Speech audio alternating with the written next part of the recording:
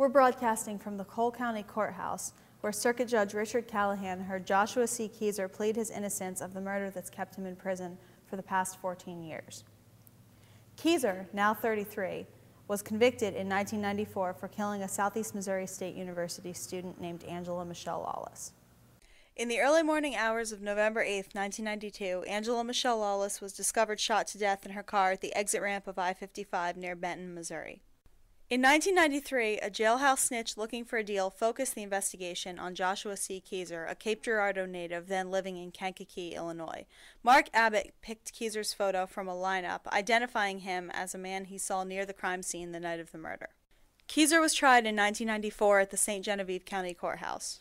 Mark Abbott was the star eyewitness for the prosecution during Josh Kezer's 1994 trial. Abbott was the only person able to place Kezer in Southeast Missouri on the night of the murder of Angela Michelle Lawless, November 8, 1992. Last to testify was Chantelle Crider, who supplied the motive. Crider, a surprise witness, testified that she saw the victim arguing with Kezer at a party a week prior to the murder. In 2008, a Cole County judge agreed to hear Kezer's wrongful conviction suit. I don't want him hurt anymore.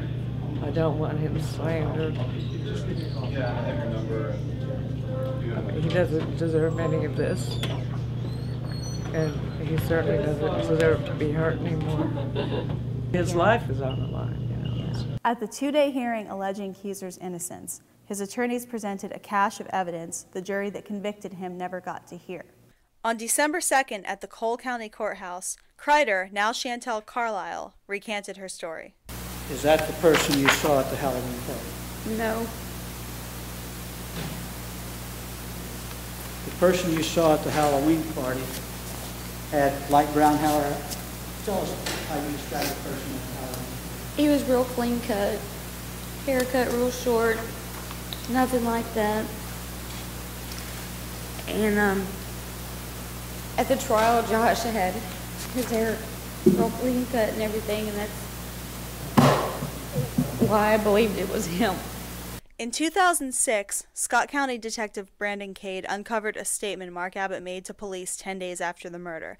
In this report, he names the man he saw near the crime scene as someone other than Kezer. The Wooten report, which we're all looking at, he identified a person named Ray Ring as the person he saw in the white car over at the Cut Mart across the highway. That is correct. Okay. And that was shortly after the after he said he discovered the body? That is correct. Okay. Now, at Josh Kezer's trial, he identified Josh Kezer as that person. Is that right? I believe that to be correct. Okay. I remember it felt like the air got sucked out of the room.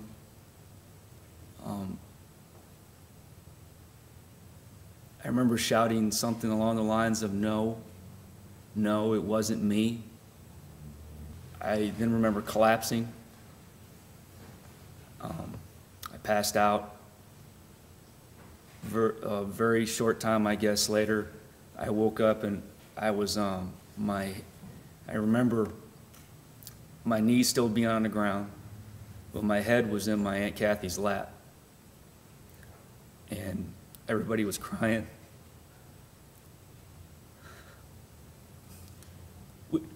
We didn't know what went wrong. Everybody told me to not worry. They would fix it.